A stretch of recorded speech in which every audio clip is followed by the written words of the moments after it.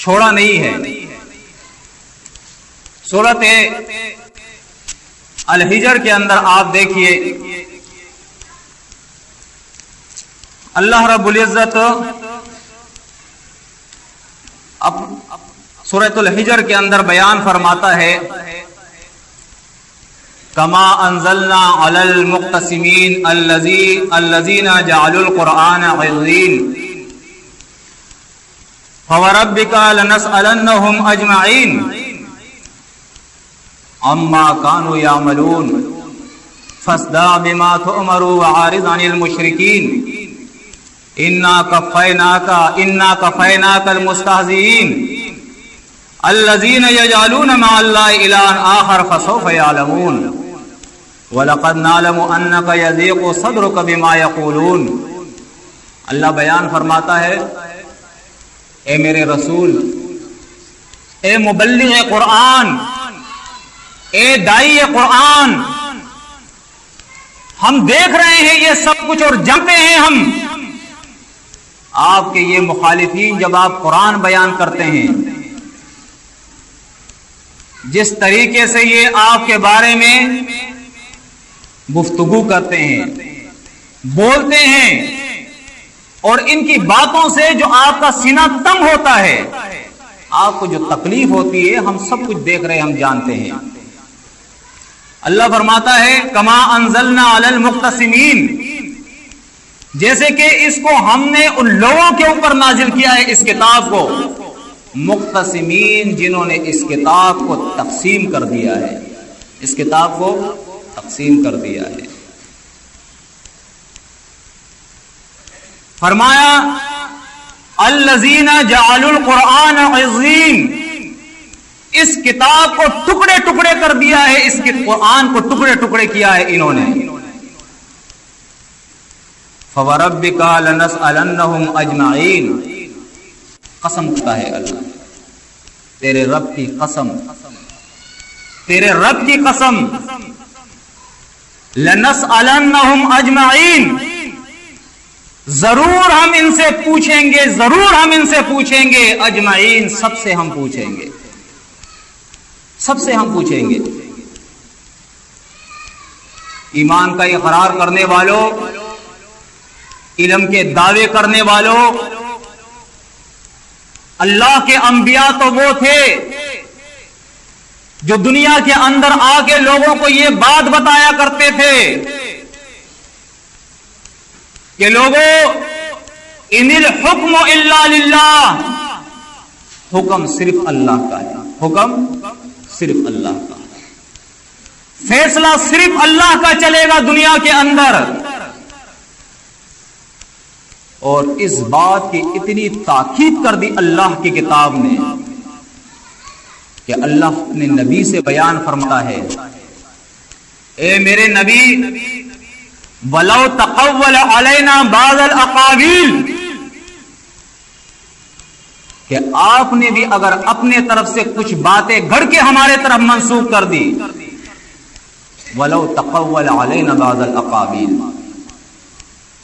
یہ کہتے ہیں فقہاء کے اقوال ہے، مجتہدین کے اقوال ہے، مفسرین کے اقوال ہے، محدثین کے اقوال ہے۔ کیا وہ نہیں جانتے تھے؟ کیا رسول نہیں جانتا تھا؟ اللہ اپنے رسول سے بیان فرماتا ہے وَلَوْ تَقَوَّلَ عَلَيْنَا بَعْضَ الْأَقَاوِيلِ لَأَخَذْنَا مِنْهُ بِالْيَمِينِ ثُمَّ لَقَطَعْنَا مِنْهُ الْوَتِينَ۔ اللہ فرماتا ہے ہم اپنے پیغمبر کا دایاں ہاتھ پکڑیں گے اور اس کی شاید رگ جو ہے ہم کاٹ دیں گے، اس کی گردن کی رگ کاٹ دیں گے۔ اگر اس رسول نے بھی ہمارے اوپر کچھ اپنے طرف سے باندھا ہے، نبی فَاتَّبِعْ مَا يُوحَىٰ إِلَيْكَ مِن رَبِّكَ، جو تمہارے رب کے طرف سے وحی ہوتی ہے آپ اسی کی پیروی کریں۔ نبی سے اللہ کیا فرماتا ہے؟ جو تمہارے رب کے طرف سے وحی ہو رہی ہے اسی کی آپ پیروی کیجئے۔ اللہ اپنے نبی سے فرماتا ہے فَاسْتَمْسِكْ بِالَّذِي أُوحِيَ إِلَيْكَ إِنَّكَ عَلَىٰ صِرَاطٍ مُسْتَقِيمٍ، اے میرے نبی آپ صراط مستقیم پر ہے، میرے کتاب کی پابندی کرے آپ، میری کتاب کی جو وہی میں نے بھیجی ہے، اس کتاب اس وحی تک اپنے آپ کو محدود کیجئے، رک جائیے، آپ انصاف کیجئے، پکڑ لیجئے اس کتاب کو۔ انک علی صراط مستقیم، آپ صراط مستقیم پہ۔ ہاں اللہ اپنے نبی کو خبردار کر رہا ہے، وَإِن كَادُوا لَيَفْتِنُونَكَ عَنِ الَّذِي أَوْحَيْنَا إِلَيْكَ لِتَفْتَرِيَ عَلَيْنَا بَعْضَهُ غَيْرَهُ۔ سورہ بنی اسرائیل کے اندر اللہ فرماتا ہے کہ ان کی کوشش یہ ہے، اے میرے نبی، ان کی یہ کوشش ہے، لِتَفْتِنُوكَ وَإِن كَادُوا لَيَفْتِنُونَكَ عَنِ الَّذِي أَوْحَيْنَا إِلَيْكَ لِتَفْتَرِيَ عَلَيْنَا غَيْرَهُ، کہ یہ لوگ آپ کو مل کر اللہ کی کتاب سے بند کر دے، روک لے، اللہ کی کتاب سے پھیر دے آپ کو، اور پھر آپ بھی اپنے طرف سے باتیں بنا بنا کر ہمارے اوپر افترا کریں، ہمارے اوپر افترا کریں۔ اللہ بیان فرماتا ہے ایسے لوگوں کے بارے میں، چاہے وہ عام لوگ ہو چاہے وہ نبی ہو۔ یہاں آپ دیکھیں نبی کا ذکر ہو رہا ہے تو اللہ اپنے نبی سے بیان فرماتا ہے، اگر آپ ایسا کرو گے، یعنی ان کی بات مان لو گے اور قرآن کے علاوہ کوئی چیزیں بنا کر میرے اوپر افترا کرو گے، گڑ لو گے، تو کیا ہوگا؟ وَإِذًا لَاتَّخَذُوكَ خَلِيلًا، پھر یہ تم سے دوستی کریں گے۔ یعنی نبی سے لوگوں کی دشمنی کیا تھی، اختلاف کیا تھا؟ یہی قرآن کہتا ہے کہ اس کتاب کے علاوہ بھی ائت بقرآن غیر ھذا او بدلہ، مطالبہ تھا، یہ ان کا بہت اہم مطالبہ تھا۔ سورہ یونس کے اندر اللہ ذکر کرتا ہے کہ یا تو اس کتاب کے علاوہ کوئی اور کتاب لے آؤ، او بدلہ، یا کچھ لو اور کچھ دو کی پالیسی اختیار کرو، تو کچھ اس کتاب کی باتیں اور کچھ ہماری کتابوں کی باتیں اس طرح ملا جلا کر کام چلائے تو بات بن جائے گی۔ یہ مطالبہ بہت پرانا ہے۔ آج بھی آپ دیکھیے، ان سے کہے فقہا ہمارے سروں کے تاج، مفسرین ہمارے سروں کے تاج، محدثین ہمارے سروں کے تاج، یہ علماء گزرے ہیں، ہم ان کی قدر کرتے ہیں، یہ آئمہ مجتہدین ہمارے سروں کے تاج ہے، لیکن اصول یہ ہے کہ جس کی بات اللہ کی کتاب کے خلاف ہوگی اس کو چھوڑ دیں گے ہم۔ اس لیے قرآن مجید کہتا ہے وَمَن لَّمْ يَحْكُم بِمَا أَنزَلَ اللَّهُ فَأُولَٰئِكَ هُمُ الْكَافِرُونَ، جو اللہ کی کتاب کے مطابق فیصلہ نہیں کرے گا وہ کافر ہے۔ لہذا ہم یہ نہیں کہتے ہیں کہ ان کی کتابوں کے اندر جو کچھ قرآن کے خلاف ہے یہ ان کا ہے، ہم کہتے ہیں حسن ظن سے کام لیتے ہوئے کہ یہ کسی نے دس کیا ہے، ادخال کیا ہے، ان کی کتابوں کے اندر گھسا دیا ہے، یہ ان کی اپنی باتیں نہیں ہیں، وہ تو نیک لوگ گزرے ہیں، اچھے لوگ گزرے ہیں، جو چیزیں قرآن کے مطابق ہے وہ ان کی ہے، اور جو قرآن کے خلاف ہے وہ کسی نے گڑ لی ہے۔ لہذا ان باتوں کو چھوڑیے جو ان کی کتابوں کے اندر قرآن کے خلاف ہے، اور وہ باتیں لے لو جو قرآن کے مطابق ہے، قرآن کی تشریح کرے۔ ان احادیث کو آپ لے جو قرآن کے مطابق ہے، جس طرح آپ آئیے تھوڑی دیر ان روایتوں پر آپ غور کریں۔ قرآن مجید نے ہمیں یہ اصول سکھایا ہے، مصدقا لما بین یدی، یہ کتاب تصدیق کرتی ہے پہلے کتابوں کی۔ دیکھیے تورات اللہ کی کتاب، انجیل اللہ کی کتاب، زبور اللہ کی کتاب، یہ سارے اللہ کی کتابیں ہیں۔ ان ساری کتابوں کو ہم مانتے ہیں یا نہیں؟ جو ان کتابوں کو نہ مانے، ان پہ ایمان نہ رکھے، وہ مومن نہیں ہے، وہ کافر ہے۔ اللہ کے تمام نبیوں پہ ایمان رکھنا، اللہ کی تمام کتابوں پہ ایمان رکھنا، لیکن قرآن نے ہمیں اصول بتایا ہے کہ تورات، زبور، انجیل جو اللہ کی کتابیں ہیں، اس کے اندر یہود و نصارہ نے کیا کیا ہے؟ تحریف کر دی ہے، ملاوٹ کر دی ہے، اپنے طرف سے بھی چیزیں اندر کر دی ہے۔ اب یہ قرآن ان کتابوں کی جو تصدیق کرتا ہے، اس کتاب کے مطابق جو چیزیں اس کے اندر ہوگی وہ صحیح، اور جو اس کے خلاف ہوگی وہ غلط ہوگی، وہ انہوں نے اپنے طرف سے اس کے اندر داخل کی ہوگی۔ یہی اصول ہم احادیث کو پرکھنے کے لیے دیں گے۔ محدثین پر اللہ رحم کرتا، انہوں نے بھی دیکھے دو اصول ہمیں دیے ہیں، ایک درایت اور دوسری روایت، اور سب سے زیادہ زور درایت کے اصولوں پر ہے کہ روایت کو قرآن پر پیش کرو، اگر قرآن کے متن کے مطابق ہے ٹھیک ہے، اگر قرآن کے متن کے خلاف ہے تو چھوڑ دو، یہ پھر اللہ کے رسول کی حدیث نہیں ہوگی، یہ کسی شیطان کی گڑی ہوئی روایت ہوگی۔ اب آپ ان تمام روایتوں کو لے جو قرآن کے خلاف ہے، جس پر آج قوم ہم سے لڑ رہی ہے۔ جیسے مثال کے طور پر ایک روایت کے اندر آتا ہے موسیٰ علیہ السلام نہا رہے تھے، غسل فرما رہے تھے، کپڑے اس نے اتارے اور پتھر پہ رکھے۔ جب کپڑے اتار کے پتھر پہ رکھے تو پتھر موسیٰ علیہ السلام کے کپڑے لے کے بھاگا۔ موسیٰ علیہ السلام پیچھے پیچھے بھاگ رہا ہے کہ مجھے کپڑے دو، میرے کپڑے دو۔ پتھر آگے آگے بھاگ رہا ہے۔ بنی اسرائیل کی ایک مجلس تھی، وہاں پہ وہ پتھر پہنچ گیا۔ موسیٰ علیہ السلام بھی وہاں پہنچ گئے اور تمام جو وہاں موجود تھے بنی اسرائیل، ان سب نے موسیٰ علیہ السلام کو ننگا دیکھ لیا۔ یہ روایت ہے۔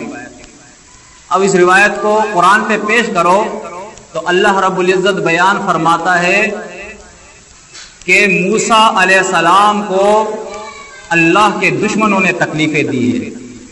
اللہ کے دشمنوں نے تکلیفیں دی ہے۔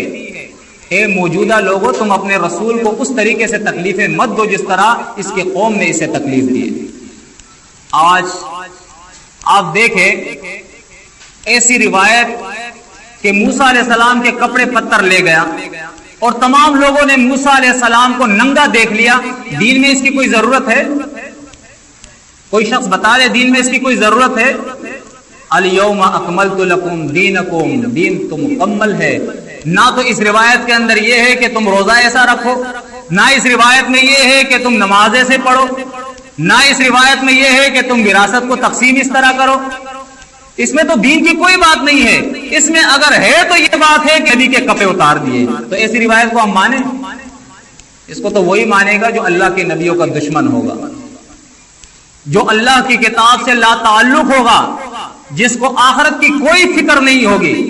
اب ہم نے اس روایت کا انکار کر دیا کہ جی یہ تو اللہ کے نبی کی عصمت کے اوپر بار ہے، اللہ کے نبی کی بےزتی ہے اس کے کپڑے اتارنا، یہ قرآن کے خلاف ہے، یہ اپنے ایمان کو برباد کرنے والی بات ہے۔ چاہے یہ روایت امام بخاری بھی نقل کرے، ہمارے دلوں کے اندر امام بخاری نہیں، ہمارے دلوں کے اندر اللہ کی قدر ہے اور اس کی عزت ہے سب سے زیادہ۔ ہمارے دلوں کے اندر اللہ کی کتاب کا وقار ہے، ہمارے دلوں کے اندر اللہ کے نبیوں کا وقار ہے۔ اگر ہم امام بخاری کو مانتے ہیں تو صرف اس وجہ سے مانتے ہیں کہ وہ اللہ اور رسول کی بات مانتا ہے، اللہ اور رسول کی بات کا علم اس نے حاصل کیا ہے، اس علم کی وجہ سے ہم اس کی عزت کرتے ہیں۔ ورنہ یہی امام بخاری اگر محدث نہ ہوتا، قرآن اور سنت کا علم اس کے پاس نہ ہوتا تو ہم اس کو کیا جانتے ہیں؟ اللہ کے بندو، ہمارا تو تعلق ہی دین کا ہے۔ لیکن جب ایسی روایت ہو، اور دیکھو قرآن، آپ دیکھیں محدثین کو بھی، کسی محدث نے یہ دعویٰ نہیں کیا ہے کہ میری کتاب کے اندر جو روایت ہے یہ سب کے سب صحیح ہے، بلکہ انہوں نے اصول بنائے ہیں کہ درایت اور روایت کے اصولوں پہ پرکھو، اگر صحیح ہے روایت کو مانو ورنہ اس کو چھوڑ دو۔ دوسری روایت دیکھیں، امام بخاری لایا ہے، امام بخاری روایت لایا ہے ابراہیم علیہ السلام سے متعلق، لم یکذب قط الا ثلاثہ، کہ ابراہیم نے 3 جھوٹ سے کے علاوہ کچھ اور زیادہ جھوٹ نہیں بولے۔ ابراہیم نے کتنے جھوٹ بولے ہیں؟ 3 جھوٹ بولے ہیں، اس سے زیادہ جھوٹ ابراہیم نے نہیں بولے ہیں۔ اب یہ روایت آپ بتائیں کہ ابراہیم نے 3 جھوٹ بولے ہیں، دین میں اس کی کوئی ضرورت ہے؟ نہ تو یہ نماز سکھاتی ہے، نہ روزہ سکھاتی ہے، نہ دین کا کوئی اور حکم ہمیں سمجھاتی ہے۔ اس روایت کے معنی سے ہمیں دین کا کون سا فائدہ پہنچے گا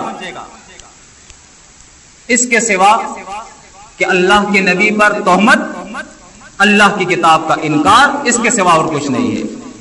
اس لیے کہ قرآن پر جب اس روایت کو ہم پیش کرتے ہیں تو قرآن مجید کہتا ہے، سورۃ مریم کے اندر اللہ رب العزت فرماتا ہے وَاذْكُرْ فِي الْكِتَابِ ابراہیم، دنیا کی کتابوں میں تو تم نے ابراہیم کو دیکھا ہے، اللہ کی کتاب میں بھی دیکھو، اِنَّهُ كَانَ صِدِّيقًا نَبِيًّا، اللہ فرماتا ہے یہ بہت بڑا سچا نبی تھا، صدیقاً مبالغے کا صیغہ لایا اللہ تو جانتا ہے نا، ما کان ما یکون کا علم ہے اس کے پاس، ماضی حال اور مستقبل کا علم ہے اس کے پاس، وہ جانتا تھا کہ ایسے لوگ آئیں گے ایمان کا دعویٰ کرنے کے بعد میرے سچے نبی کے اوپر یہ تہمت لگائیں گے الیاذ باللہ کہ اس نے 3 جھوٹ بولے تھے اور 2 قرآن میں ہے اور 1 قرآن کے علاوہ، الیاذ باللہ 2 قرآن سے بھی ثابت کرتا ہے۔ اللہ فرماتا ہے وَجَعَلْنَا لَهُمْ لِسَانًا صِدْقًا عَلِيًّا، یہ اللہ کے نبی، ان کو تو اللہ نے ایسی زبانیں دی تھی جو اعلیٰ زبانیں تھی، جو سچی زبانیں تھی۔ اگر نبی کے بارے میں اس قسم کی باتیں کہی جائے اس کے بعد دین اسلام رہے گا؟ ہمارے مخالفین، اللہ کے دین کے دشمن تو کہیں گے کہ ارے تمہارے سب سے معتبر کتاب کے اندر لکھا ہے کہ ابراہیم نے 3 جھوٹ بولے تھے۔ بولیں گے یا نہیں بولیں گے؟ جو تم کہتے ہو اللہ کی کتاب کے بعد سب سے زیادہ صحیح کتاب ہے، اس کتاب کے اندر یہ ہے کہ ابراہیم نے 3 جھوٹ بولے تھے، تو وہ نبی جن کو تم مانتے وہ تو جھوٹے تھے الیاذ باللہ۔ تمہاری کتابوں کے اندر لکھا ہے، پھر کیا جواب دیں گے ہم؟ ابھی سے ہم تیاری کر لیں کہ نہیں وہ انسان کی کتاب ہے، اس کے اندر صحیح روایت بھی ہو سکتی ہے، اس کے اندر غلط روایت بھی ہو سکتی ہے، ہم ایسی روایت کو نہیں مانتے ہیں۔ اصل کتاب، لا ریب کتاب، بے شک کتاب، اختلاف سے پاک کتاب، باطل سے پاک کتاب، محفوظ کتاب، وہ صرف اور صرف اللہ کی کتاب ہے، اور اس اللہ کی کتاب کے اندر یہ بات موجود ہے وَاذْكُرْ فِي الْكِتَابِ إِبْرَاہِيمَ إِنَّهُ كَانَ صِدِّيقًا نَبِيًّا، وہ اللہ کا بہت بڑا سچا نبی تھا، اس نے کبھی جھوٹ نہیں بولے، اس نے کبھی جھوٹ نہیں بولے۔ یہی روایتیں آپ اٹھائیے، ان روایتوں کے اندر ہے، ابن ماجہ روایت لایا ہے، امام بخاری لایا ہے، امام مسلم لایا ہے، صحائف ستہ کے اندر یہ 3 کتابیں لائی ہیں ان روایتوں کو۔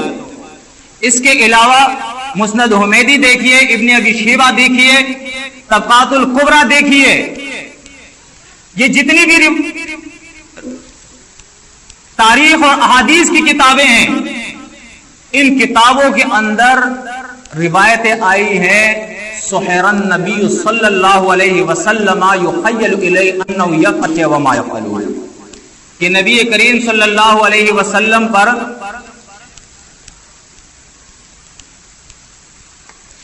جادو کر دیا گیا تھا، سحر کر دیا گیا تھا، اور وہ جادو اور سحر ایسا تھا کہ آپ صلی اللہ علیہ وسلم کو معلوم نہیں ہوتا تھا کہ میں نے فلاں کام کیا ہے یا نہیں کیا ہے، اپنے بیویوں کے پاس گیا ہوں یا نہیں گیا ہوں۔ اگر امام بخاری اور امام مسلم کی روایتیں آپ دیکھیں گے تو اس کے اندر ہے کہ اسے پتہ نہیں ہوتا تھا کہ میں نے کوئی کام کیا یا نہیں اور بیویوں کے پاس گیا ہوں یا نہیں۔ ابن ماجہ کے اندر دیکھیں تو ایسا سحر تھا جس طرح کسی کو رسیوں سے باندھ دیا جائے۔ اور اس کے علاوہ اگر دوسری نیچے کی کتابیں آپ دیکھیں گے، مسند حمیدی کے اندر، مسند عبد الرزاق کے اندر، ابن ابی شیبہ کے اندر، طبقات الکبریٰ کے اندر، تو ان کے اندر تو یہاں تک ہے کہ یہ روایتیں 40 دن، کچھ روایتوں کے اندر 6 مہینے، کچھ روایتوں کے اندر سال اس کا اثر تھا صلی اللہ علیہ وسلم پہ، اور آپ صلی اللہ علیہ وسلم آپ کے آنکھوں پہ بھی اثر، کہ آپ کو دیکھنے کے اندر گمان ہوتا تھا، کھانے پینے سے بھی آپ کو روک لیا گیا تھا، بیویوں سے بھی آپ کو روک لیا گیا تھا۔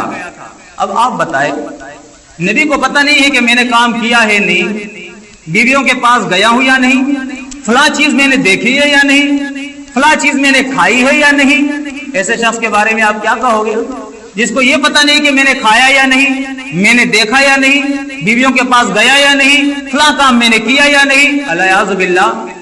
کوئی شخص اس کے لیے تیار ہو جائے گا کہ اس کے باپ کو ایسا کہا جائے کہ تیرا ابا تو وہ ہے جس کو یہ بھی پتہ نہیں کہ اس نے کچھ دیکھا ہے یا نہیں، اور اس نے کچھ کھایا ہے یا نہیں، اور اس نے کام کیا ہے یا نہیں، اور وہ اپنے گھر گیا ہے یا نہیں؟ تو کہے گا ارے میرے باپ کو تو ایسی باتیں کرتا ہے، پاگل تو تیرا باپ ہوگا، یہ کہے گا یا نہیں کہے گا؟ لیکن وہ نبی جس کے بارے میں اللہ فرماتا ہے نون والقلم وما یسطرون ما انت بنعمت ربک بمجنون، دنیا کا سارا علم شاید اللہ فرماتا ہے، قلم اور جو قلم سے لکھا جاتا ہے وہ اس بات کے اوپر گواہ ہے، اللہ فرماتا ہے ما انت بنعمت ربک بمجنون، اے محمد اللہ کے فضل سے آپ مجنون نہیں ہے۔ قرآن فتوے لگاتا ہے، سورہ فرقان دیکھے، سورہ بنی اسرائیل دیکھے، وقال الظالمون ان تتبعون الا رجلا مسحورا انظر كيف ضربوا لك الامثال فضلوا فلا يستطيعون سبيلا. اللہ فرماتا ہے کہ یہ کہنے والے کہ یہ شخص محمد صلی اللہ علیہ وسلم رجلا مسحورا، یہ وہ شخص ہے جس پر کسی نے جادو کر دیا ہے. اللہ فرماتا ہے جو بھی یہ شخص ہے، جو بھی یہ کہتا ہے، یہ ظالم ہے، گمراہ ہے اور بے دین ہے. اللہ بیان فرماتا ہے. اب ان فتووں کے بعد کوئی کہہ سکتا ہے کہ میں ان روایتوں کو مانوں گا یا ان روایتوں کو میں مانتا ہوں؟ اللہ کے بندو غور و فکر کرو. اللہ کے نبی پہ جادو ہو گیا، اگر اس کو ہم مانیں گے تو ہمارے دین کے اندر کیا اضافہ ہوگا؟ کچھ بہتری آئے گی؟ نبی پہ جادو ہو گیا، ہمارے دین میں کچھ بہتری آئے گی؟ اور اگر ہم ان روایتوں کا انکار کر دیں کہ یہ قرآن کے خلاف ہے، ہم نہیں مانتے ہیں، دین میں کوئی کمی آئے گی؟ غور و فکر کرو اللہ کے بندو. ہم ان لوگوں سے یہی کہتے ہیں فقہاء کی باتیں مانے، مجتہدین کی باتیں مانے، مفسرین کی باتیں مانے، محدثین کی باتیں مانے، علماء کرام کی باتیں مانے، اپنے بڑوں کی باتیں مانے، روایتوں کو مانے، لیکن ان روایتوں کو، ان اقوال کو، ان فتاووں کو مانے جو قرآن کے مطابق ہے. جو قرآن کے خلاف ہے بس اسے چھوڑ دو. ٹھیک ہے نا؟ یہ آسان سی سیدھی سادی بات ہے. ایمان بچ جائے گا، دنیا بچ جائے گی، آخرت بچ جائے گی. اور ہمارے اندر کیا ہوگا؟ اتفاق آئے گا، ہمارے اندر اتحاد پیدا ہو جائے گا. قرآن کہتا ہے وَاعْتَصِمُوا بِحَبْلِ اللَّهِ جَمِيعًا وَلَا تَفَرَّقُوا. ٹھیک ہے؟ وَلَا تَفَرَّقُوا، سب کے سب اعتصام کر لو اللہ کی کتاب پہ. اعتصام بھی کتاب کر لو اللہ کی کتاب پہ، اس کو مضبوطی سے پکڑ لو. احتسام کہتے ہیں اس سہارے کو جس کو پکڑ کر آدمی اپنے منزل مقصود تک پہنچتا ہے.